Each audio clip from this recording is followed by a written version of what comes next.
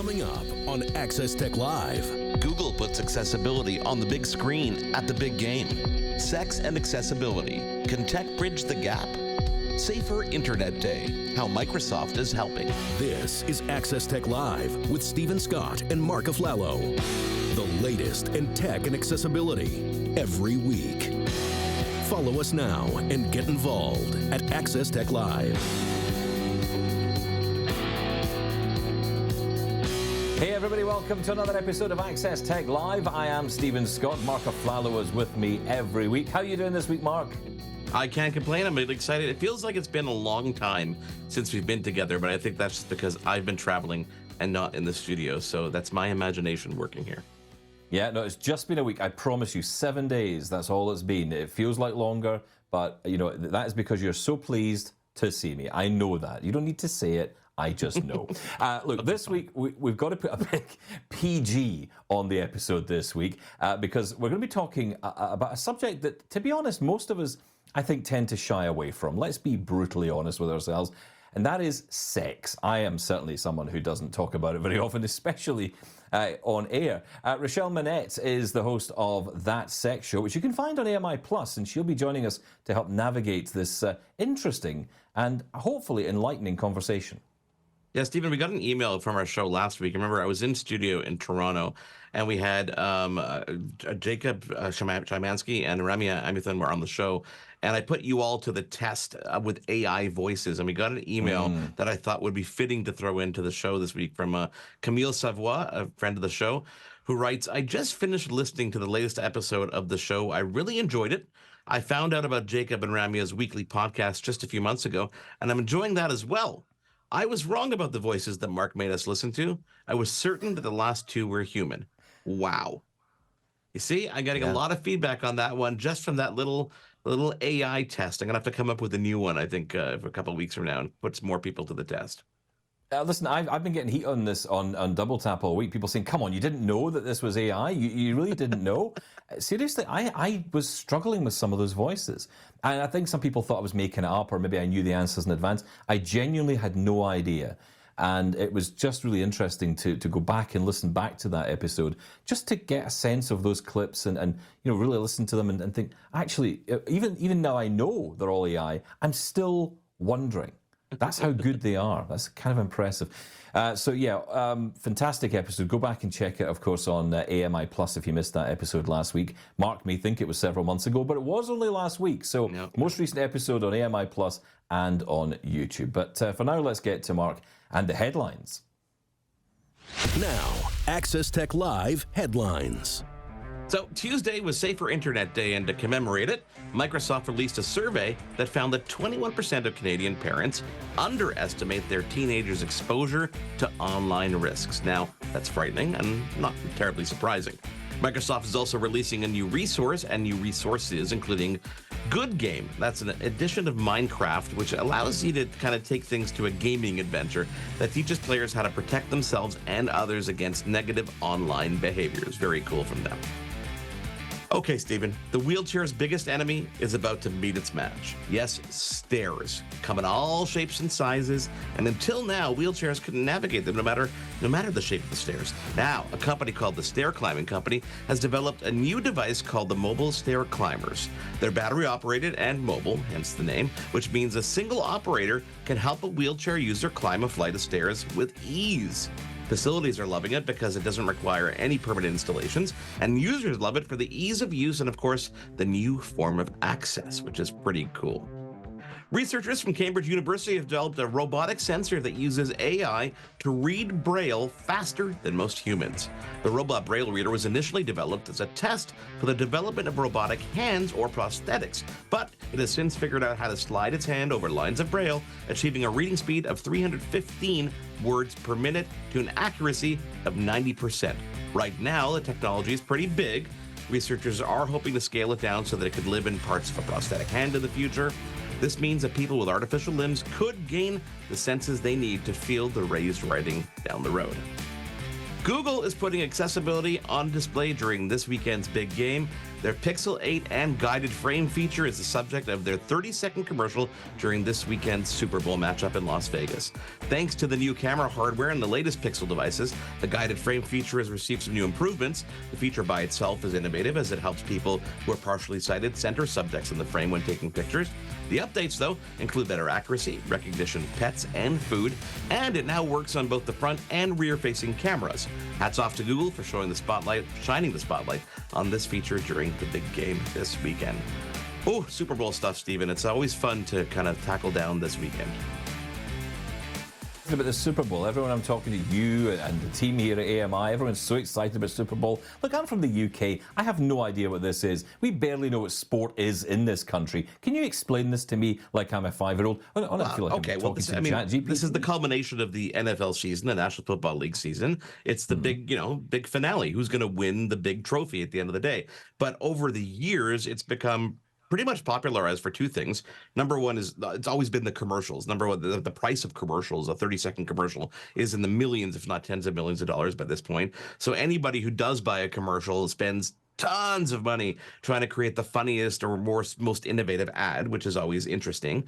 It's A, that they're expensive, and B, that they're trying to put it on this big stage. And since '93, I think it was, when Michael Jackson first made his appearance on the halftime show during the Super Bowl, it's been about the big names they can get to perform. Over the years, we've seen the likes of course, Michael Jackson, Rihanna. I mean, think of Justin Timberlake, Janet Jackson. Before that, before '93, if I'm not mistaken, and I've been researching this a bit, it's only been marching bands. They've done like tributes to things like Star Wars and different, phenomena, events that go on in the world, but nothing with big name celebrities. So it's a pretty big deal on this side of the pond, Steve. It's something that maybe you'll watch the commercials afterwards. Okay, well, if we get access to them, I certainly will. That Google ad sounds very interesting. If you want to, I love the fact that, being able to take a picture of your own face has become so accessible. This is fantastic news. Also, I want to say... The ad, Stephen, is actually quite phenomenal.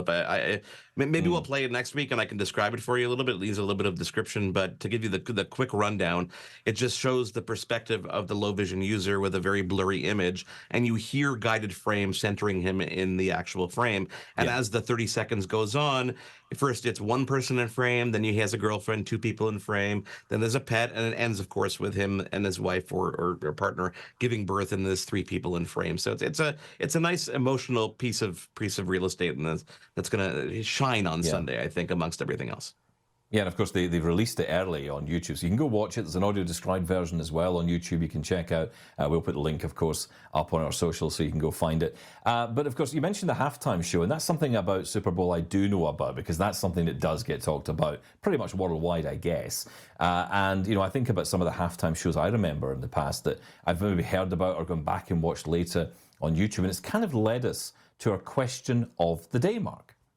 Yes, it has, Ed, and that is, who or what was your favorite Super Bowl halftime show?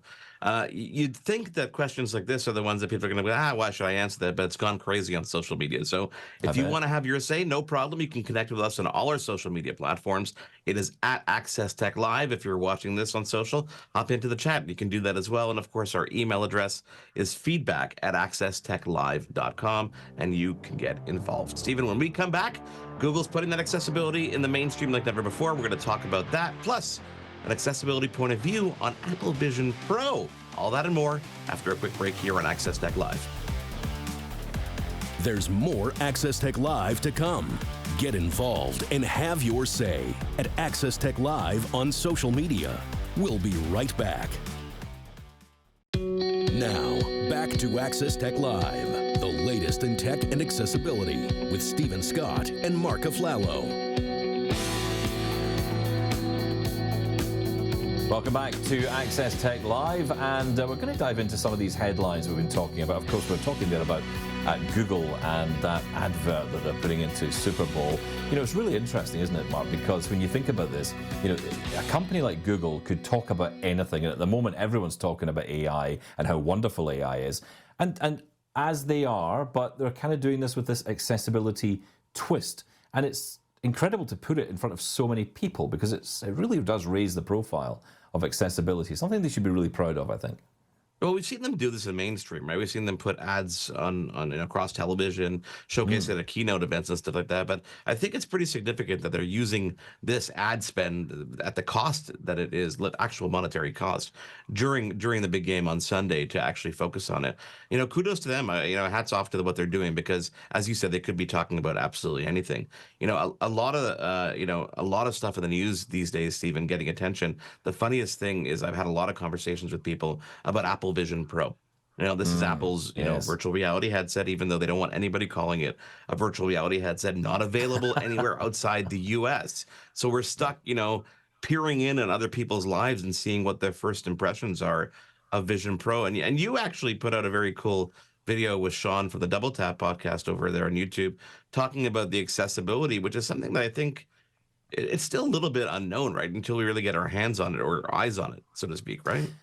Yeah, exactly. I mean, especially because we haven't heard that many reviews from the disability community as yet. Now, of course, there's reasons for that because of the price point, right? $3,599. I mean, it's a lot of money to shell out on a device. US just dollars, to review. by the way. By the time US that's in dollars, Canada, yeah. that's going to be well, like $5,000. it's only available in the US, right? So that's the only place you're going to get it at the moment. And, I think that the problem is for a lot of people, especially disabled people, it's not that attainable at the moment. Now, we will be hearing from people in the coming months, and we're certainly be hearing from people here on Access Tech Live soon who are going to be testing this out. So that's great. And I really want to get that impression from different people because, this is one of these things. I read a really interesting article this week from a woman called Carrie Ann Lightly. She does this blog. And it was a really interesting article I read, which I've posted on my social, and you should go check it out. It talks about the whole concept of fully accessible. What is fully accessible? What does that actually mean? And, of course, something that's accessible to me might not be accessible to someone else. And that can create a challenge. So, what is this device going to be doing in terms of accessibility? Yeah, I mean, for me, I've got to be honest. We put the video out. We've put it out on YouTube as part of our new Double Tap on YouTube channel, which you can go check out. And it's great because we talk about some of the, almost like what we know so far in terms of the accessibility features without having the chance to try them. But what I'm also kind of finding really interesting at the moment is the amount of people who are talking about these features, getting really excited about them. And I'm just not there at the moment with it. I kind of feel because if I'm being brutally honest, I think I'm just jealous because, here I am. Okay. I'm not going to be able to use this thing realistically. I mean, look, I can use it. It's accessible to me. It's got lots of features in it I can use, but it's not something I'd necessarily would use because it's a lot of money to spend when I could basically get the blind version, which is a pair of AirPods Pros. Yeah, and I just, you and I had a conversation off air earlier, which is that at the end of the day, there are going to be products and categories in life that just can't be accessible. Yeah. They can try as much as they want, but as long as there's a visual component, someone who can't see just will not be able to use it to the extent that they want people to use it. Well, what I would say is I agree with that to an extent. I think that that shouldn't mean that companies should shy away from trying to make the product accessible. Again, No, what is accessibility, right? So someone who's low vision, I think about friends of the show like Shelley Brisbane, who's been on here. She has low vision. She could really benefit from this device. So I don't want to write off the device. I'm talking from my perspective, right? From me as someone whose vision is at a level where it's just not really attainable to me. There are many people who could get a lot out of this. So. And again, this does have, out of the gate, it's the first device I've ever seen that is out of the gate, first generation, that has got so many accessibility features. There's a guy called Brian Tong, who's a YouTuber, did a fantastic walkthrough. He's a mainstream YouTuber, doesn't talk about accessibility that often, but he did do a fantastic walkthrough of this video. On his video, talking about the accessibility features, walking through the menus inside it. Incredible. Go check that out because it gives you a sense of how much is already in there already. Yeah, and you know what? I think we're at actually a unique advantage. Well, yes, we can't go out and buy it. I mean, listen, you can cross the border and go buy it if you want to, but I think it's kind of interesting to be sitting back and watching this develop and really get a handle on it before it even becomes available to this market. The thing that really shocks me, to be perfectly honest, Stephen, is the naming of this device, adding something and calling it Pro first generation out of the gate. I think that pro might mean prototype, not necessarily being professional, Yeah. but we will see. And we've got people coming on over the coming months who will tell us about their experiences. Earlier this week, Stephen, it was Safer Internet Day. I talked about it in the news. So many stories about AI, and with the U.S. elections coming up, with things like Taylor Swift deepfakes in the news.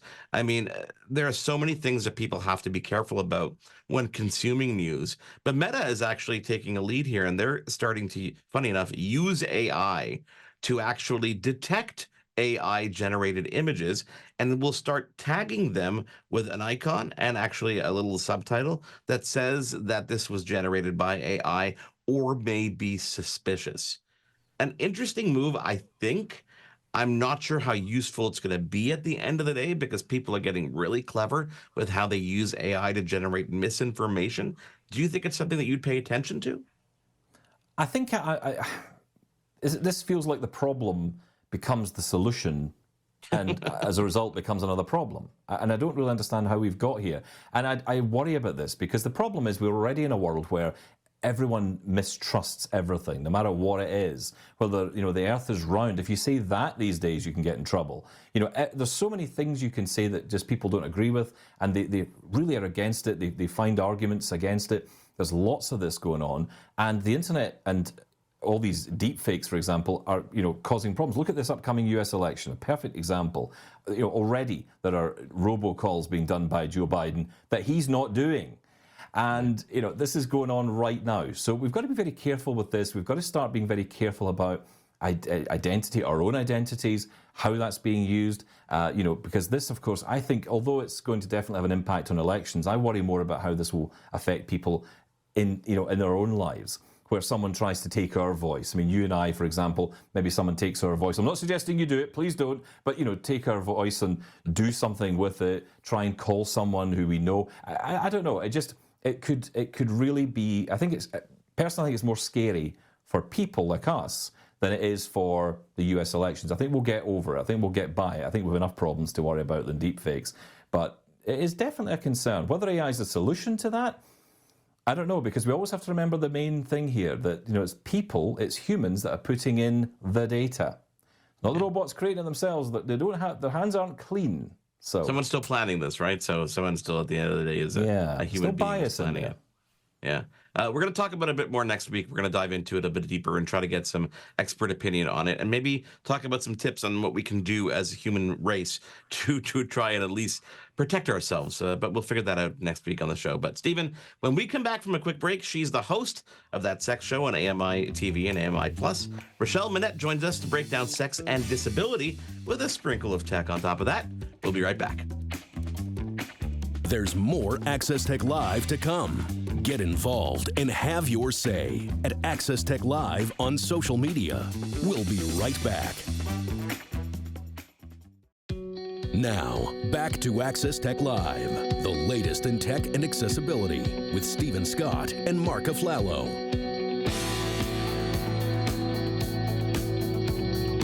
And we're back on Access Tech Live. I'm Stephen Scott. Marc Aflalo is with me this week, as always. Now, look, we love our tech, and this week we're going to push the limits a little bit and add a G rating to this particular show, Marc. Well, actually, we're going to be adding a PG rating, I think, to this show. Rachele Manett is a sex educator, a certified therapeutic recreation specialist. She's the education coordinator at Venus Envy Halifax, an education-based sex shop and bookstore where she leads and creates workshops, lectures, other programming, all about sex and sexuality. Now, you may have seen her on AMI TV as the host of That Sex Show. You can find episodes on AMI Plus. Rachele, thank you so much for joining us on Access Tech Live. Hi, thanks for having me. Oh, Rachele, it's great to have you here, and we're glad to have you here because, look, Marc and I know how important this topic is, but, we're not very accustomed to talking about sex in public, never mind even on television. You do both, so perhaps you could tell us how you get into this profession and why you feel it is so important to discuss. Yeah, I mean, gosh, I love talking about sex. There's something about getting to talk about things that I know makes people squeamish. I know people are sort of uncomfy with, and bridging that gap a little bit to get people to be more comfy. I feel like that's so important and kind of like what drives me, I suppose. But yeah, I got into this work sort of by accident. I think that often happens in this kind of work. My background's in recreation therapy, which focused a lot on disability and leisure, and people's fun and what people wanted to do for fun. And I noticed while I was going through that schooling that there wasn't really people talking about sex or sexuality or like this thing that I know is fun, and I think a lot of people know is fun, and perhaps leisure for a lot of folks. But it just wasn't really coming up. And so I decided to go back to school, do a master's degree, do some research, and focus specifically on sex and disability. And then sort of like during that time, I actually became disabled myself. And, it was not news to me per se, but that's when my body sort of changed and got a little more complicated. So it was a very meta experience, I suppose, when I was doing my research. But yeah, that's kind of how I fell into this. I was just like, I feel like people should talk about this more, and they're not. And I'm just going to fill that gap myself, I guess, at least in sort of the world that I was already in. Then I started working at a education-based sex shop and bookstore, and the rest is history. Rachele, why don't you think people are talking about it? Why is it so taboo? Oh gosh, I mean, I think part of it is like that we try to withhold pleasure from people in general. Like it's easier to get people to fall in line, I think, when, and in sort of our society where there are a lot of rules that we're supposed to be following.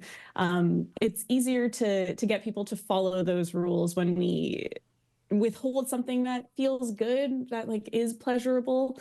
I also think that a lot of our society comes from very puritanical worldviews of what sex is supposed to look like, what it's supposed to be for. And usually that reason is not pleasure-based. It's usually very specific, often around procreation, which, I mean, that's definitely not why I am having sex.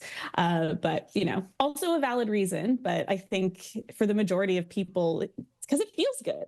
But yeah, I think it's hard to convince ourselves that we're allowed to feel good. I think there's a lot of hesitancy for some reason for people to do that. And it's like we've been told it's private, we've been told it is taboo, and that just kind of feeds into the idea that it is taboo. It just continues on and on to convince us that we're not supposed to talk about it. But once we start, I don't know, we start realizing a lot of us have a lot of stuff in common, and we're feeling the same things a lot of the time, and the same fears and worried about a lot of the same stigmas. And if we just talked about it, the stigma would probably not exist. Well, sex, it can be a taboo subject in the mainstream, absolutely. But would you say that when it comes to disability, that perhaps it is even more taboo? That I might even go so far to say, as it has been, I've been accused of being asexual over my years. It's a case of, well, it's almost a case of disabled people don't even think about sex, never mind talk about it. Yeah, absolutely. And I like it stems from so many places of, people assume that people with disabilities are like childlike, or that, we have to be taken care of. And so we're more like children than someone else who doesn't have a disability. And of course, like, we assume that children don't have sexualities, like even then. And of course, we don't want like kids to be going off and having sex, of course, it's risky and not what's supposed to be happening, I suppose. But by like assigning this sort of like childishness or like this sort of like infantilization to all people with disabilities, we start to think, oh, well, they also shouldn't be having disabilities. If you need someone to take care of you in any way, then that equals like, oh, you shouldn't have sex. But that just doesn't make any sense in my mind. Like we all need to be cared for and care for each other. It just, to different extents and different levels. But, I really don't like, I think this like idea of interdependence can kind of be better for us than this idea of independence, which, often is sort of looked at as like individualism. But yeah, so like that infantilization piece is so huge. I also find that a lot of the conversation, because we're so stuck on that idea of like procreation is the only reason to have sex, and we're also, there's a lot of taboo around disabled people having children, or people not being able to have children for a variety of reasons, and then being like, well, if you can't have children, then there's no point in sex, even though there's lots of different points of sex. Yeah, and I think like that's such a, that all kind of wrapped up also in the fact that like we never think about asexuality as like a valid sexuality in these conversations. And so for me, who's part of the queer community and who talks a lot about like sexuality and asexuality and just all these different sexualities that exist all at the same time in lots of cool ways, I think. This idea that we've now assigned a specific sexuality to like all disabled people really, I think, confuses a lot of people around like what that even means. And really what I'm finding in sort of the disability world is that it's not that people are asexual necessarily, although there are lots of disabled people who are also ace or aro. But we're being desexualized. And I like that word because it's sort of that verb that's being done to us, and that we don't have to accept that. Like we could just say, actually, I want to have sex. I'm a sexual being. I have sexual attraction to people. And really it's someone else that's like trying to... Yeah, what you're saying will absolutely surprise people. So look, this is Access Tech Live, right? So we have to talk about tech, otherwise someone shouts in my ear and says, why are you not talking about tech? So I want to ask you this. How does tech itself come into this conversation? Yeah, so I work at a sex store. And, when I think about sex tech, or when I think about sort of like assistive tech in general, for me, there's this really obvious connection between sex toys sort of more broadly and like accessible technology and adaptive technology. And some of it is like pretty low tech. Like I'm going to show you some in a second that are like things attached to other things is really like my favorite thing to do at work. But yeah, for me, there's always been this really obvious connection as someone who like works in this field that sex toys are a form of accessible technology. They help people experience pleasure with more ease. They help people get to where they want to go in some way. And they help people feel the things they want to feel, and that feels really exciting. They literally make pleasure more accessible, and that can be for any person, whether they are disabled or not. And so, yeah, I don't know. One of the things that I really get excited about at work is to figure out how to make sex more accessible with the toys that we have, but also how to make the toys we have more accessible by doing a little bit of sex toy hacking, or what I like to call at least. And it's about connection too, right? It's about, think about long distance relationship, things about, just people just staying connected no matter where they are. Rachele, stick around for a minute. I want to get to those toys, and we want to talk about this a little bit further. We're going to take a quick break and come back so you're not interrupted as you go through it. So stick around. This is Access Tech Live. Rachele Manett will be back with us in just a moment here. There's more Access Tech Live to come. Get involved and have your say at Access Tech Live on social media. We'll be right back. Now, back to Access Tech Live, the latest in tech and accessibility with Stephen Scott and Marc Aflalo. And we're back on Access Tech Live. Rachele Manett is with us this week as we break down some of the stigma around sex and disability. Now, Rachele is the host of That Sex Show. Let's watch a clip. My name is Andrew Jansen. I use they and he pronouns.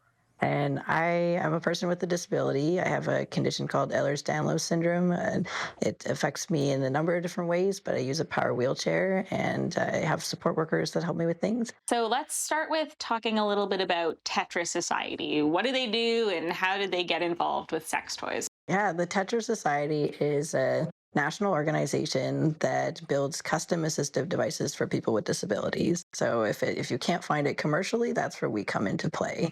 So we got into the area of sex toys because the same reason we get into any other area of devices is that people requested it. We said, why not? And so let's try this and make it happen for people. You don't need to have a disability per se or identify as having one to have difficulty using a lot of the toys that are out there.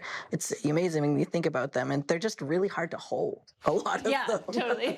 It's just, you're like, how am I supposed to grasp this thing to use it in the first place for most people? And then imagine having any kind of additional barrier, whether that's dealing with pain or function in your hands or being able to see and interact with something in the same way. Thinking about how do we build adaptive handles for things, or how do we change the shape or the material of something so that you get a different sensation out of it, and it's not so like the vibration isn't so intense and rough. Like, sometimes those things are just too much. Yeah.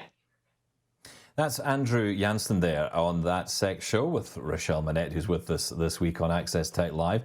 You can watch episodes of that show on AMI+. Now, Rachele is with us here, and we're going to get into this conversation around the tech itself. But you said something before the break that I thought was really interesting. You said it was another form of assistive technology. And I guess that comes with all the same accessibility challenges that we face with our apps and our websites and like we were just hearing from Andrew there, the physical nature of products.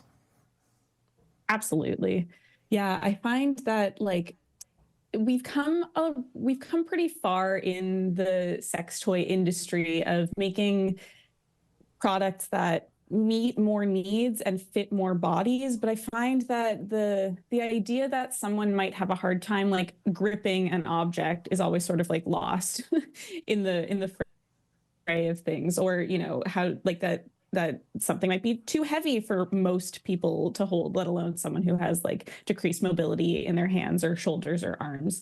I still think that because of all the stigma that exists around sex and disability, there's still not a ton of mainstream sex toy companies that are creating really thoughtful toys from that lens, at least, of like, how do we make this more accessible for lots of different people and not just sort of who we think our market is going to be. Rachele, I know you're going to show us some stuff that you have there, but before you do that, I wanted to ask about, in that clip that we played from That Sex Show, Andrew talks about the fact that, people ask, so they deliver. That's something that they do at Tetris Society. Do you think it's a case of people not reaching out to some of these manufacturers and saying, hey, by the way, we're here. Can you make this work a little bit different for us? I think, yeah, like a little bit. I sometimes wonder how, like, if you're not already sort of in the sex toy industry, how involved are you in the sex toy industry? It's but I do find that there is a little bit more conversation happening. Like when I was doing some prep for this and talking to one of my friends who is in sex research, we were talking about like, well, what are the big names in the sex toy industry even saying when it comes to accessibility? And so we went on to this specific website that has like all the news that you could possibly find when it comes to, kind of what's like going on in the sex toy industry and in the sex industry in general. And there was like one article from 2023. And then before that, there was like an article from maybe 10 years ago. And the 10 years ago one wasn't like, when they talk about accessibility, it's very basic. It's very like, well, we're talking physical accessibility most of the time. We're not thinking about how someone will afford that physically accessible thing in theory, or, what goes into setting it up to make it accessible for someone. But really, like a lot of people who don't experience disability themselves, I think are very stuck on like the physical piece of like, how do I carry this? How do I hold this? What do I do if I don't walk, or if I need someone to set something up physically for me?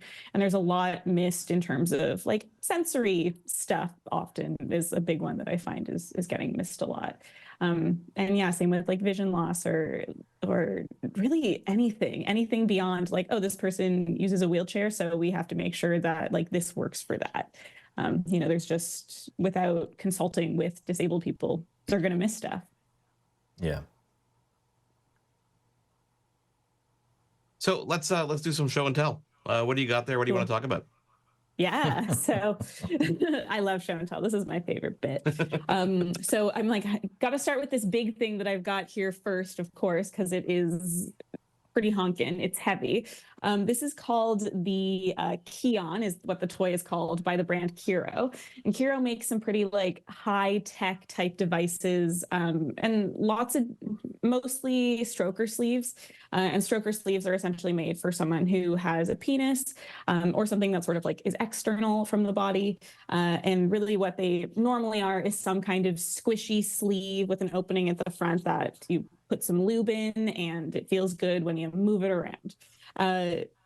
Usually there's a lot of, things you have to do with your hands. You either have to move it up and down that way, or you need to move your hips. And so in this case, Kiro has made a device that kind of does all the work for you. And I'm not, I had to change out what was on the front because it was like maybe not super PG. So this is just on the front Appreciate here. that. Yeah, right. It's like I thought took that it honestly, out, I thought there was a microphone on your table before. Yeah. I didn't. And can you describe it to the audience who can't see it, obviously? Yeah, totally. So what I have attached to my table, and it sort of has one of those like can't remember what they're called, but like a clasp that makes it stay on a surface. Clamp. That's the word I'm looking for. Yeah.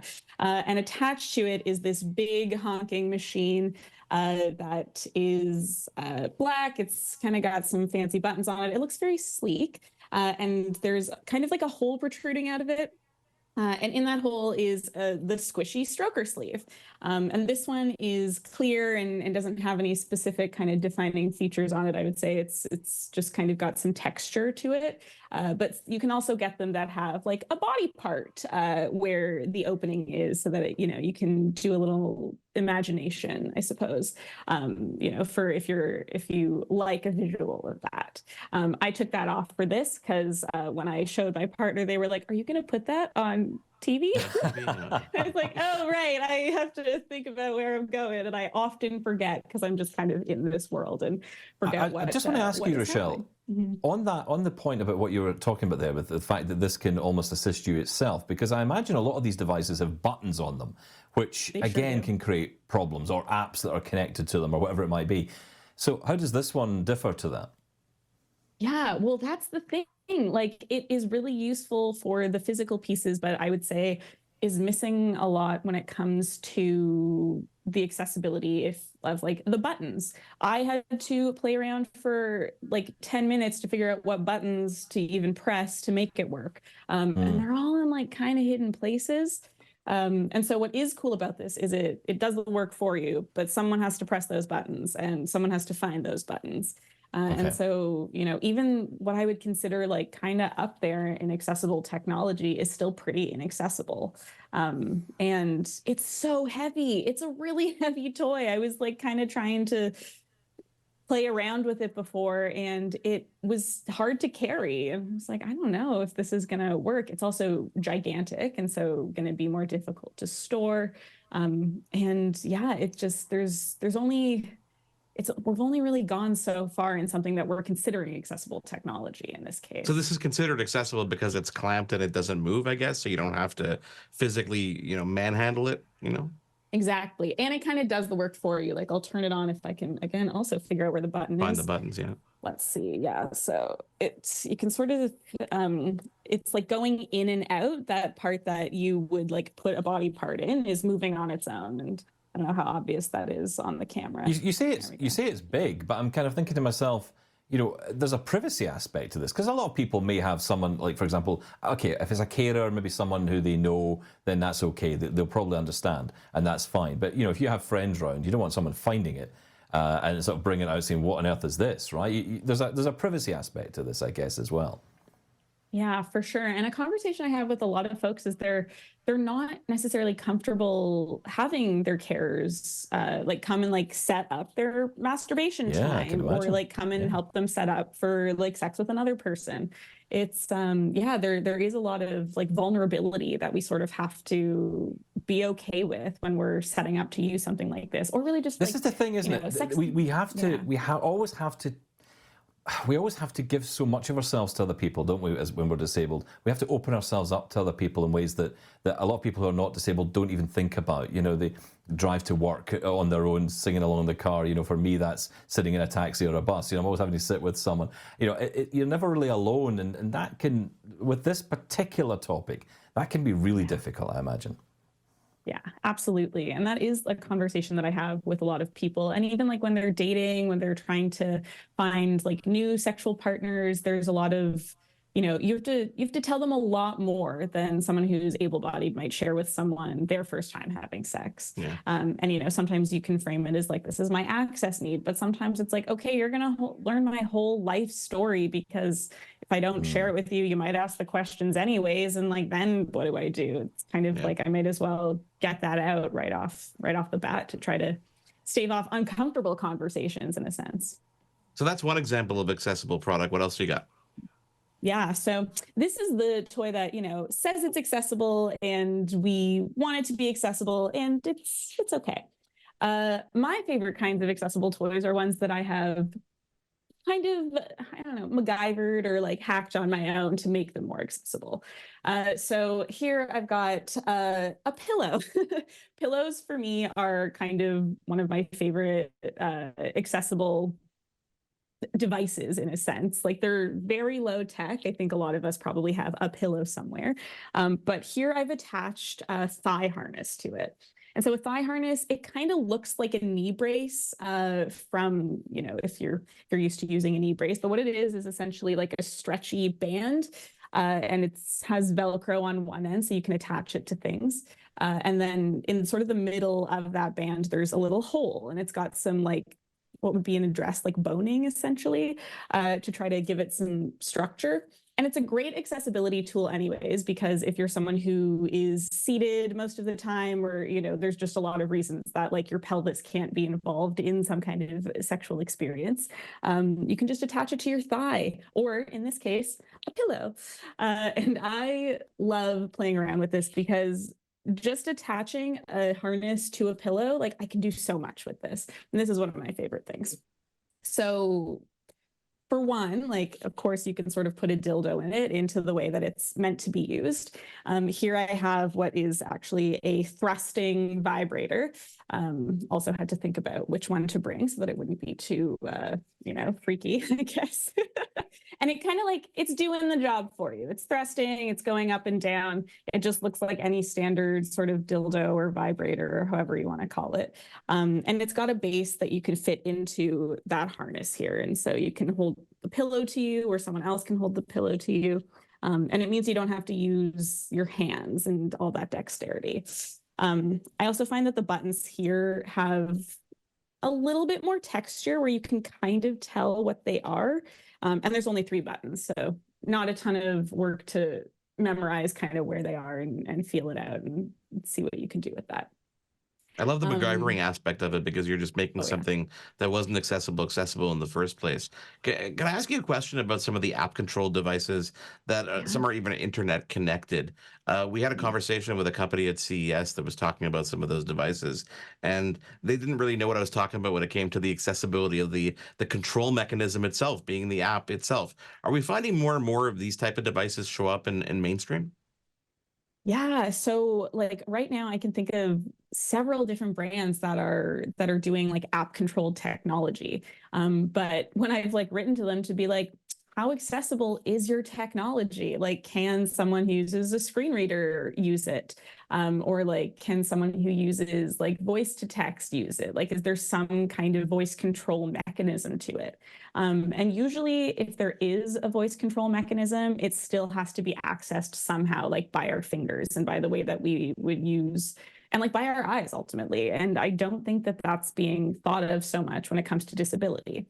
Like, they're definitely thinking about access to pleasure from like I guess an able-bodied perspective, from like we want people to be able to access this when they're far away from each other, or like kind of secretly, like you just look like you're on your phone, but actually you're controlling someone's toy from wherever while you're like at the grocery store or something. I don't know what people are doing.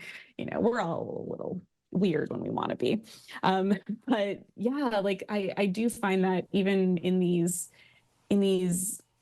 like pieces of tech that are supposed to be really high tech and like kind of the first of their kind, they're still missing the ball when it comes to making more accessible technology, or making technology more accessible. Rachele, I just want to take a moment just to say thank you so much for coming on, because this is a really interesting topic, but it's, I imagine, for so many people, including me, although I have to say I'm kind of coming around to the idea of talking about it. I think it's fascinating. I'm really glad we did. I want to recognize you, but I also want to recognize here at AMI, people actually willing to have this conversation, because this is real world, right? This is the world we live in. And, you know, we're disabled people, but that doesn't mean sex is off limits, and it shouldn't be. So I'm really, really grateful to you for coming on and sharing your insights and just in the way you've done it so respectfully as well. Thank you for that, Rachele. Yeah, thank you for having me. This is my favorite thing to talk about. I love talking about sex, but I really love talking about accessibility in sex. It's just, you know, my two favorite things wrapped into one. Rachele, if people want to get a hold of you or track you down, where can they find you? Yeah, so best way to get a hold of me is through Venus Envy. So venusenvy.ca is our website. And if you're an Instagram person, it's at Venus Envy HFX for the Halifax location and at Venus Envy Ottawa for the Ottawa location. And I'm in Halifax, so that's the best way to get a hold of me. But either is fine. I work for both, so anyone can find me in those ways. Rachele Manett, thank you so much for taking the time to join us again. If people want to find that sex show, you can check out AMI Plus right now. When we come back, answers to our question of the day. What was your favorite halftime show? It's coming up in just a couple of days. This is Access Tech Live. We'll be back in just a moment. There's more Access Tech Live to come. Get involved and have your say at Access Tech Live on social media. We'll be right back. Now, back to Access Tech Live, the latest in tech and accessibility with Stephen Scott and Marc Aflalo. And we're back on Access Tech Live, and just time to tell you that you can get in touch at any time with this show and tell us what you think about the program. I'm really intrigued to see and hear what you think about today's episode, because it was such an interesting conversation. But of course, we do ask you a question of the week, and this week it is who or what was your favorite Super Bowl halftime show. I'm going to tell you mine at the end, Marc, because someone else may have jumped in ahead of me, but I do have a favorite. So you don't want to be the first? Is that how it works? I don't want to here, be the first this time. Yes. Bruce writes, the controversial JT and JJ, of course referring to Justin Timberlake and Janet Jackson, where there's a little bit of a wardrobe malfunction on Janet Jackson's That's right. part, I remember that. making that performance not very G-rated. I mean, it was a good performance. I mean, I think we all remember it for the wrong reasons. Yeah, no one remembers the songs. No. Lonnie writes, it's hard to deny the performance that Lady Gaga put on in 2017. Did she not? I'm trying to remember if she did not. Didn't that performance start with her jumping off the roof into the stadium? I'm pretty sure that was recorded ahead of time, but that was pretty cool. And there was a That's the one. That was mine. That was yours? Oh, okay, fine. That was mine. Is it because there was a drone? There was a whole drone thing that happened on that one too, I think. But I was fascinated by the fact that it took her. She did the whole thing. It was like 15 minutes straight, and I saw her on the news earlier that day, and she was taking so long to prepare for it. And you think all that for 15 minutes, but the amount of energy she had to put into that, honestly, it was incredible. It's not, and the shape you have to be in, like people underestimate that, but you have to be in such good shape to be able to sustain a performance like that. I know we say 15 minutes, but don't forget these people put on 3-hour shows. Here's another one from Steve. Steve writes, hands down 1993, Michael Jackson. He was the first pop icon to do a halftime show. Before 93, it was all marching bands.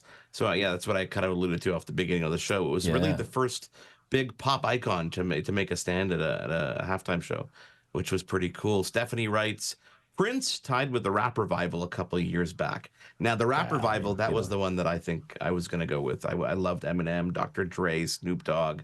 It sounded good. It was, I don't remember how many times I watched it afterwards, but many, many times after that, I think I watched it with the family. It was pretty cool.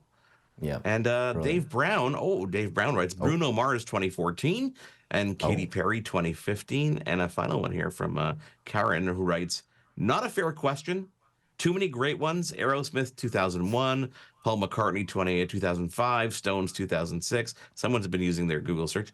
Tom Petty 2008, Prince 2007, Springsteen 2009, The Who 2010, Madonna 2012, Michael Jackson early 1990s, maybe 93. Okay, we get it, Karen. We get it. They're all equally as good as will be Usher this weekend, I'm sure. I think someone's been using ChatGPT. Also, what we've learned today is that Dave Brown has no taste whatsoever. But I kind of knew that. I knew that beforehand, he's just proven it. Come on. Yeah, he's just proven it. Oh well, on you know what? television. Thank you for dealing with the show this week, and I think it was a good conversation to have. Thank you to Rachele Manett for joining us. We're going to have her back on soon. Of course, on behalf of everybody on the show, do keep in touch with us at Access Tech Live. On behalf of Stephen Scott, I am Marc Aflalo. We will chat with you again next week, and coming soon, we're going to Vienna, Stephen. We'll talk about that soon.